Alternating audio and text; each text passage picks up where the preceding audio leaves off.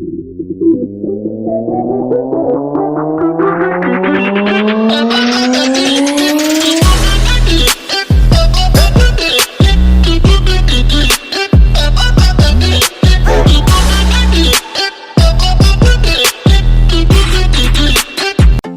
teman-teman, Assalamualaikum warahmatullahi wabarakatuh.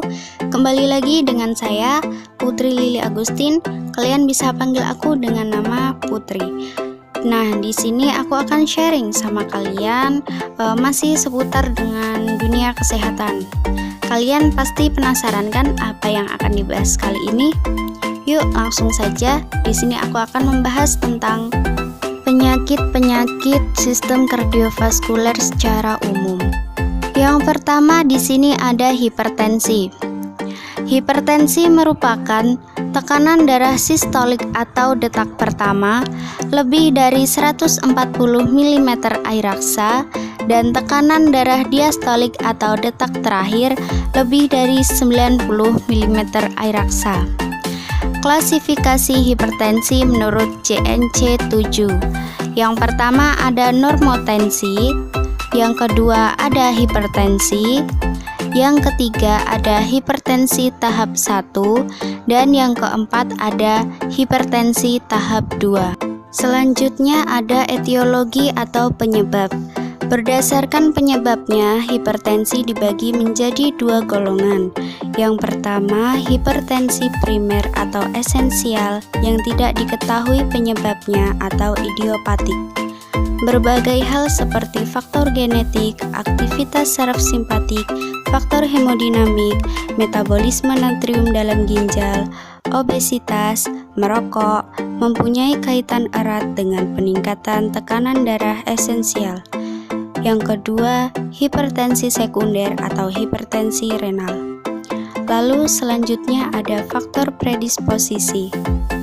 Faktor predisposisi hipertensi, yang pertama, orang yang mengalami stres psikososial, kedua, kegemukan, ketiga, kurang olahraga, keempat, perokok, dan kelima, peminum alkohol.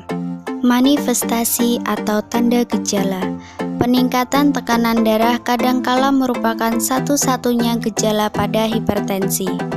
Gejala lain yang ditemukan pada hipertensi, yang pertama sakit kepala, kedua epistaksis atau mimisan, ketiga pusing atau migrain, keempat marah, kelima telinga berdengung, keenam rasa berat di tengkuk, ketujuh susah tidur, dan yang kedelapan mata berkunang-kunang. Penata laksanaan hipertensi. Yang pertama, modifikasi diet atau pembatasan natrium, penurunan masukan kolesterol dan lemak jenuh, penurunan masukan kalori untuk mengontrol berat badan, menurunkan masukan minuman beralkohol. Yang kedua, menghentikan merokok, dan yang ketiga, penata laksanaan stres. Keempat, olahraga untuk menurunkan berat badan, dan yang kelima, farmakoterapi atau diuretik. Selanjutnya ada pemeriksaan penunjang. Yang pertama, dapat dilakukan pemeriksaan urinalisa. Yang kedua, darah perifer lengkap. Yang ketiga, kimia darah. Dan yang keempat, EKG. Selanjutnya kita akan masuk ke materi yang kedua, yaitu IMA atau infark miokard akut. Infark miokardium mengacu pada proses rusaknya jaringan jantung akibat suplai darah yang tidak adekuat sehingga aliran darah koroner berkurang. Infark miokard akut adalah nekrosis miokard akibat aliran darah ke otot jantung terganggu. Etiologi atau penyebabnya. Yang pertama, berkurangnya suplai oksigen ke miokard yang disebabkan oleh faktor pembuluh darah seperti aterosklerosis, spasme, arteritis. Faktor sirkulasi seperti hipotensi dan stenosis aorta. Faktor darah seperti anemia, hipoksemia, polisitemia. Curah jantung meningkat seperti kebutuhan oksigen miokard meningkat. Yang kedua, faktor predisposisi. Faktor resiko yang tidak dapat dirubah, misalnya umur lebih dari 40 tahun, jenis kelamin atau insiden para pria lebih tinggi, sedangkan para wanita meningkat setelah menopause, hereditas, dan ras. Faktor resiko yang dapat dirubah, hipertensi, obesitas, diabetes mellitus, merokok, kurang aktivitas fisik, stres psikologis berlebihan. Selanjutnya ada manifestasi klinik atau tanda gejala IMA. Pada infark miokard dikenal dengan istilah trias, yaitu yang pertama nyeri. Nyeri dada yang terjadi secara mendadak dan terus-menerus tidak mereda. Keparahan nyeri dapat meningkat secara menetap sampai nyeri tidak tertahankan lagi. Nyeri tersebut sangat sakit seperti tertusuk-tusuk yang dapat menjalar ke bahu dan terus ke bawah menuju lengan dan biasanya di lengan kiri. Nyeri mulai secara spontan. Nyeri dapat menjalar ke arah rahang dan leher. Nyeri sering disertai dengan sesak nafas, pucat, dingin, diaphoresis berat, pening atau kepala terasa melayang, dan mual muntah.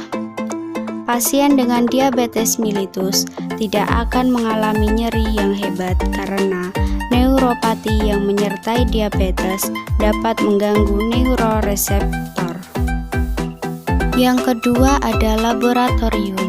Pemeriksaan enzim jantung. Yang pertama CPK-MB atau CPK. Isoenzim yang ditemukan pada otot jantung meningkat antara 4-6 jam. Memuncak dalam 12-24 jam, kembali normal dalam 36-48 jam. Yang kedua, LDH atau HBDH meningkat dalam 12-24 jam dan memakan waktu lama untuk kembali normal. Yang terakhir ada AST atau SCOT, meningkat kurang nyata atau khusus terjadi dalam 6-12 jam, memuncak dalam 24 jam, kembali normal dalam 3 atau 4 hari. Dan yang ketiga ada EKG. Perubahan EKG yang terjadi pada fase awal-awalnya, gelombang T tinggi dan simetris. Setelah ini terdapat elevasi segmen ST. Perubahan yang terjadi kemudian adalah adanya gelombang Q atau QS yang menandakan adanya nekrosis. Selanjutnya ada pemeriksaan penunjang. Yang pertama EKG, untuk mengetahui fungsi jantung akan ditemukan gelombang T invert, ST depresi, Q patologis. Yang kedua enzim jantung, CPK-MB, LDH, AST. Yang ketiga elektrolit. Ketidakseimbangan dapat mempengaruhi konduksi dan kontraktilitas, misalnya hipokalemia, hiperkalemia. Yang keempat, sel darah putih, leukosit 10.000 sampai 20.000 biasanya tampak pada hari kedua setelah IMA berhubungan dengan proses inflamasi. Yang kelima, kecepatan sedimentasi meningkat pada hari kedua dan ketiga setelah IMA menunjukkan inflamasi. Keenam, kimia mungkin normal, tergantung abnormalitas fungsi atau perfungsi organ akut atau kronis.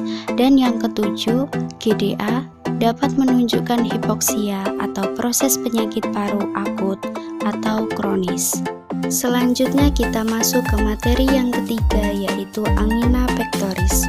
Angina pectoris adalah suatu sindroma kronis di mana klien mendapat serangan sakit dada yang khas, yaitu seperti ditekan atau terasa berat di dada yang sering kali menjalar ke lengan sebelah kiri yang timbul pada waktu aktivitas dan segera hilang bila aktivitas berhenti. Etiologi atau penyebab. Yang pertama, arteriosklerosis. Kedua, spasme arteri koroner. Ketiga, anemia berat. Keempat, artritis. Dan kelima, aorta insufisiensi. Manifestasi klinis yang pertama, nyeri dada substernal atau interosternal, menjalar ke leher, tenggorokan, daerah interskapula atau lengan kiri. Yang kedua, kualitas nyeri seperti tertekan benda berat. Yang ketiga, durasi nyeri berlangsung 1-5 menit dan tidak lebih dari 30 menit. Yang keempat, nyeri hilang atau berkurang bila istirahat. Yang kelima, gejala penyerta seperti sesak nafas, perasaan lelah, kadang muncul keringat dingin, palpitasi, dan dizziness. Yang keenam, gambaran EKG seperti segmen ST, terlihat gelombang T terbalik. Dan yang ketujuh, gambaran EKG seringkali normal pada waktu tidak timbul serangan. Materi yang terakhir yaitu gagal jantung. Gagal jantung adalah suatu ketidakmampuan jantung untuk memompa darah ke seluruh tubuh sesuai dengan kebutuhan metabolisme. Etiologi yang pertama, gangguan mekanis seperti peningkatan beban tekanan, peningkatan beban volume, hambatan pengisian ventrikel. Yang kedua, kelainan miokardial seperti kardiomiopati, miokarditis, iskemia, inflamasi. Yang ketiga, gangguan irama jantung seperti gangguan konduksi, takikardi, dan brakikardi ekstrim. Faktor pencetus gagal jantung seperti hipertensi, infark miokard, anemia, febris, emboli paru, stres atau infeksi. Selanjutnya ada manifestasi klinis. Kriteria yang utama, pertama, orthopneu, yang kedua, paroksimal nocturnal dyspneu, yang ketiga, kardiomegali, keempat, galop, kelima, peningkatan vena jugularis. Kriteria tambahannya, yang pertama, edema bengkak pergelangan kaki, yang kedua, batuk malam hari, yang ketiga, sesak napas tiba-tiba, yang keempat, hepatomegali, kelima, efusi pleura, dan keenam, takikardi. Terima kasih teman-teman yang sudah menonton video ini sampai habis, dan jangan lupa untuk like, komen, dan subscribe, serta jangan lupa untuk share ke teman-teman kalian agar channel ini semakin berkembang supaya aku juga lebih semangat lagi untuk membuat konten di video-video selanjutnya. Oke, mungkin itu saja yang ingin saya sampaikan. Sekian dan terima kasih, dan jangan lupa selalu mampir ke channel ini ya. Wassalamualaikum warahmatullahi wabarakatuh.